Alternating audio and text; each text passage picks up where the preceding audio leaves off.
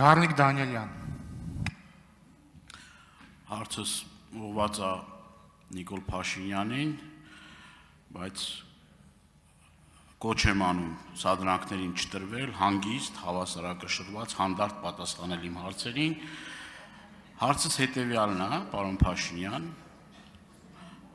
դուք բանակցային փաթեթի վերաբերյալ ձեր կարծիքը հայտնեցիք, բայց ուզում եմ հետևյալը ձեզ ասեմ։ Ըստ այդ փաստաթղթի Արցախը հայկական էր մնում։ Եվ հիմա չոր մնացորդը հետևյալն է, որ Արցախում հայ չկա։ Ասում եք, բա ես վախեցել եմ, ունեիք բարձր լեգիտիմություն այդ ժամանակ, եւ առնվազն ժողովրդի հետ անկեղծ լինեիք, ստեղծված իրավիճակը ասեիք ինչ հնարավորություն կա, եւ դուք եք հրապարակում գոռում, ասում, որ տենց մի հարց չկա, որ առանց ձեզ չքննարկվի։ Եվ ասում եք նոր պատերազմ, նոր տարածքներ, ասում եք բանակցում ենք այն ինչ որ ուզում ենք բանակցել։ Եվ այս խոսույթով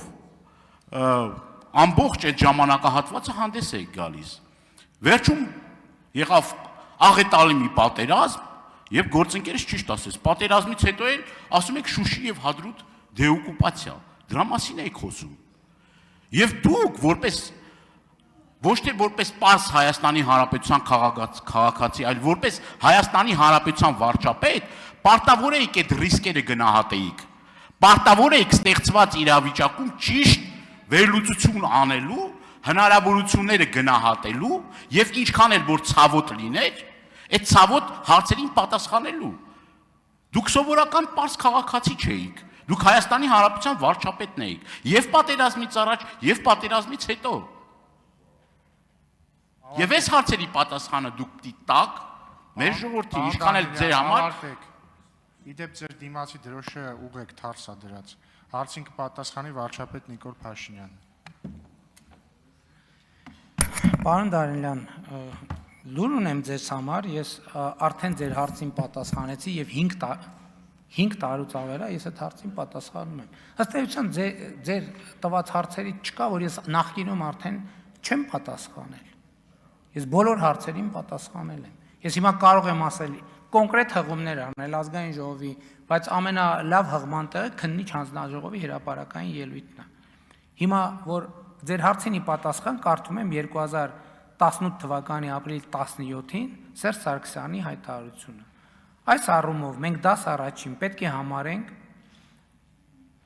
այն, որ այլևս գոնե շատ տևական ժամանակ, երբենք մենք չպետք է հույս փայփայենք, որ Ադրբեջանի ղեկավարությունը թողնելու է իր ուխտադրուժ մոտեցումները, թողնելու է իր ցանկությունը ուժով լուծելու Լեռնային Ղարաբաղի խնդիրը։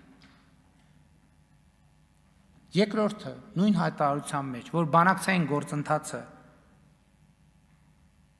լավատեսություն չի ներշնչում, ավելի ճիշտ կանգնած է, որովհետև Ադրբեջանի պահանջները անիրատեսական են եւ անընդունելի մեզ համար։ Այդ ինչից է ենթադրել, որ Ղարաբաղը այս տարբերակով կամ այն տարբերակով մնում էր հայկական։ Էլի եմ ասում, ցանկացած նախորդող շրջանում, եթե այդ լուծման տարբերակը կար, ձեր ղեկավարները թող լուծեին։ Թող լուծեին, չէ իրանք ասում են չնաշխարհիկ տարբերակներ, լսեք թող լուծեին։ Թող այս ինչ հայտարարությունը։ Այս ինչ հայտարարությունը 2018 թվականի ապրիլի 17-ին։ Եվ ես քիչ առաջում հարցին էի պատասխան ասում եմ, որ Ղարաբաղի հարցի բանակցային փաթեթը վերլուծվել է եւ իմ եզրակացությունը եկել է, որ Ղարաբաղի հարցի լուծման մասին չի սա։ Ղարաբաղի հարցը, որովհետև 1996 թվականին լուծվել պրծել է, մեզ ոչ մեկ դրա մասին չի ասել։ Խոսքը նրա մասին է, թե Հայաստանի պետությունը լինելու է, թե չի լինելու։ Մենք ընտրել ենք, որ Հայաստանի պետությունը լինելու է։ Դուք ուրիշ բան կընտրեիք։ Գիտեք, որ ուրիշ բան կընտրեիք, որովհետև նախորդող շրջանում հենց ուրիշ բաներ ընտրել եք։ Եթե ոչ դուք անձամբ, այլ են քաղաքական ուժերը կամ այն քաղաքական ուժը, որ ներկայացնում եք։ Մնացածը ոչ, էլի եմ ասում, այս բանակցային փաթեթի վերաբերյալ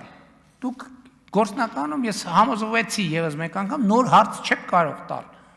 որովհետեւ բոլոր հնարավոր հարցերին ես 2020 թվականից այս ամբիոնից ուրիշ ամբիոններում բոլոր հնարավոր ֆորմատներով պատասխանել եմ։ Ձեր ասածը ընդհանրապես որևէ կապ չունի բանակցային փաթեթի բովանդակության հետ, որևէ կապ։ Եվ սա ցույց է տալիս բանակցային փաթեթը հրապարակված չէ, դուք նույն բանը ասում եք։ Բանակցային փաթեթը հրապարակված է, դուք նույն բանը ասում եք։ Դա նշանակում է, որ ձեր ասածը կապ չունի։ Ես այս բանակցային փաթեթը հրապարակվելուց առաջ ես եմ նույն բանը ասել։ Հիմա էլ մի տարբերությամբ, որ իմ բոլոր ասածները հիմնված են եղել բանակցային փաթեթի բովանդակության վրա եւ ոչ թե ինչ որ մտածածին իրողությունների վրա։ Ոչ սխալ եք ընկալել, տենց չի։ Ուշադիր կարդացեք, 2 օր առաջ է հրապարակվել։ Ես 7 տարի է կարդացել եմ այդ բանակցային փաթեթը։ Արձագանք։ Պարոն Փաշինյան, շատ բարձ հարց եմ տալի։ Ինչի՞ չեք ժողովրդին ասել բարձր լեգիտիմություն ունենալով, ինչի՞ չեք ժողովրդի հետ խոսել։ Ինչի՞ չեք ասել այդ ամեն ինչը, ենթադրյալ որ դուք ճիշտ եք ասում։ Խոսեիք մարդկանց հետ։ Եկել է հասել պատերազմի ժամանակ էլ ըստ օթում կախված տվյալների, այդ թեժ պահին պատերազմի ամենաթեժ պահին, որ մենք ծանր վիճակում ենք, դուք Շահումյան եք պահանջել։ Հիմա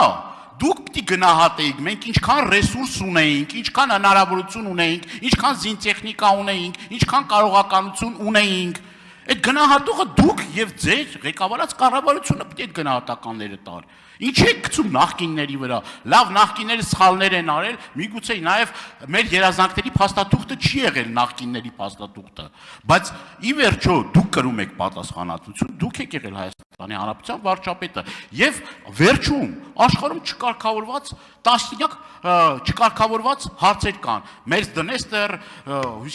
Օսիա, չգիտեմ, Աբխազիա, Կիպրոս, Աղեստին, տես կարամ երկար թվեմ։ Բայց ոչ մեկ չի մեղադրում ինձ, կլուծեիք, որ լուծվելու լիներ, միգուցե այդ ժամանակ լուծեին, բայց այդ բանակցությունները չեն հասցրել մի կետին, որ անբանակցելի լինեն, ոնց որ դուք եք անբանակցելի դարձրել։ Եվ այդ առումով Անջատեք պարոն Դանիելյանի խոսափողը։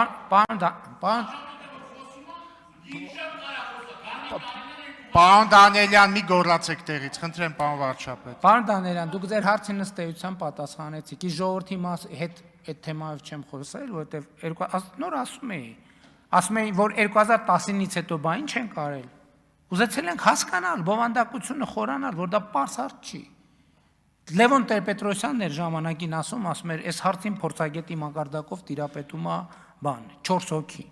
5 թե 4 հոգի։ Չեմ խոսացել, որովհետև այդ պահին անհրաժեշտ թվով, անհրաժեշտ ծավալի փաստեր եւ փաստարկներ չեմ ունեցել դրա մասին խոսալու, որովհետև իրադրության գնահատման փուլ ա եղել, դրա համար չեմ խոսացել։ Բա ինչ դուրս գամ մի անգամից արդեն բանը 2 անգամ կարտացած դուրս գամ եզրակացություններ անեմ։ Պարոն Դանիելյան, մի գոռացեք։ Կանչել ենք, նախկին արտգործնախարարին կանչել եմ մի ժամ թե 2 ժամ խոսացել են, տեսել եմ ոնց որ բանը ասուլիսում խոսալիսը լինի, էլ չեմ էլ հանդիպել, որովհետև եկել է նստել հեքիաթներ ա պատմել, ես կարդում եմ տեր իրա պատմած հեքիաթները իմ դրա առաջ դրած թղթի հետ կապ չունի։ Այս բան եմ ժամավաճառությամբ զբաղվեմ։ Եվ էլ եմ ասում, առաջին կարևորագույն փաստերից մեկը, որ արձանագրված ա եղել ինձ համար, արձանագրված ա եղել են, ես արդեն մեր գործընկերոջ հարցինի պատասխանացի, ասի, սա ի սկզբանե որոշված ռազմավարություն չի եղել, նոր ասցի։ Ասի ինտուիտիվ սկսել ենք ինֆորմացիան ստանալ մշակել, միջև են կետը, որ հասկացել ենք Ժորժյան, սա Ղարաբաղի հարցի մասին չի, Ղարաբաղի հարց չկա, Ղարաբաղի հարցը լուծված է, հիմա գնում է, թե Հայաստանը ում գրպանում պետք է լինի։ Եվ մենք այսօր ունենք լրջագույն պատմական ձեռքբերում, Հայաստանի Հանրապետությունը ոչ մեկի գրպանում չի։ Հայաստանի Հանրապետությունը ոչ մեկի գրպանում չի։ Հիմա դա ինչ որ մեկին դուր է գալիս, դուր չի գալիս։ Արդեն դա իրանցից կախված չի։ Հայաստանի Հանրապետությունը պետությունական երբևէ, անկախական երբևէ, ինքնիշխանական երբևէ։ Էս ենք մենք ասել ենք 2018-ին ասել ենք մեր ռազմավարական խնդիրը մեր պետության հարատևությունը ապահովելն է, գրավոր գրած է։ Մենք մինչև այսօր գնացել ենք, գնում ենք այդ ճանապարհով եւ հասել ենք որոշակի պոզիտիվ հանգրվանի այդ ճանապարհի։ Հիմա հետահայաց ես ասում եմ, որ ուրիշ ճանապարհ չկար։ Ուրիշ ճանապարհ ուղղակի չկար։ Հայաստանի պետության համար հեռանկար բացելու ուրիշ ճանապարհ պարզապես չկար։ 100 անգամ է ձեզ առաջարկել եմ, բայց ինչի՞ չեք համաձայնվում։ Հիմա էլ այսօր նույնիսկ հրապարակումից հետո բանը նրբություններ կա, հենց հրապարակային փաստաթղթերի մեջ գրած բաներ կա, որ ես հիմա հրապարակային չեմ կարող ձեզ ցույց տալ։ Հա? Որովհետև նպատակահարմար չի։ Խնդիրներ կառաջացնի միջազգային։ Հրապարակային է, չեմ ասում, որ գաղտնի, ասում եմ, այդ հրապարակված թղթի մեջ տողատակեր եւ տողեր տա, որ դուք նայում եք, ինչի եմ ասում, ճանաչել իմաստությունը եւ խրատը, իմանալ հանճարի խոսքերը, ընկալել խոսքի բարդ դարձվածները, հասկանալ ճշմարիտ արդարությունը եւ ուղղել իրավունքը, պարզամիտներին խորագիտություն եւ երիտասարդներին շնորհակալություն։